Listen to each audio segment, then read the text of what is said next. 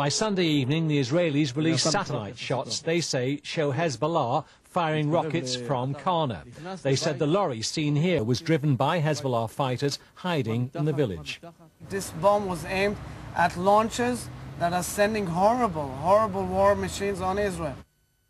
Within 24 hours, Israel's Haaretz newspaper, far from Hezbollah sympathizers, said the Israeli military had no information of any rockets being launched from the site of the building, nor were there any Hezbollah fighters present at that time.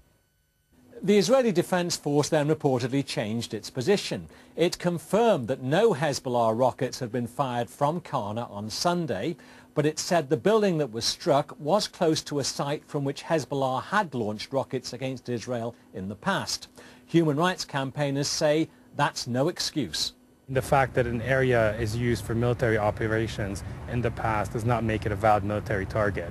It has to be a valid military target at the time of the attack, especially when civilians are involved. That's one of the basic principles of the Geneva Conventions.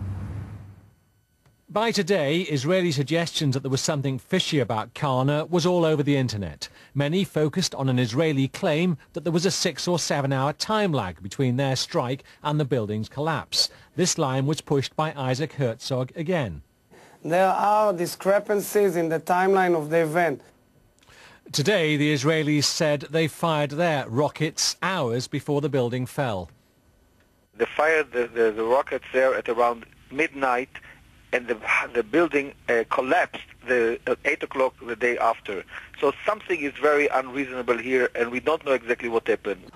Human Rights Watch say the time lag's a myth. Our own investigation contradicts the Israeli claim.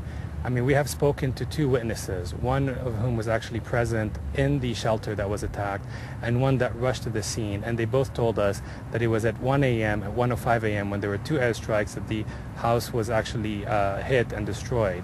No one in the village talked about an explosion at 7 a.m. As well, journalists were present on the scene, you know, a few hours, 2 hours after the 7 o'clock deadline that Israelis are talking about, and no one has seen any evidence of military rockets or anything else like that.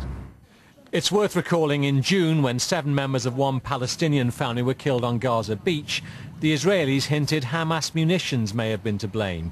Again, there was no evidence. As for Lebanon, of course, Hezbollah aren't obeying any rules of war themselves. Jan Egeland of the UN has condemned them for blending in, cowardly, he said, hiding in civilian areas to launch their attacks. But on Sunday, when the Israelis struck, all the evidence is Hezbollah weren't around. It's now clear fewer were killed in Qana than first feared, 28 rather than 54, although some are still reported missing. It's a very small mercy. 16 of the confirmed dead are children.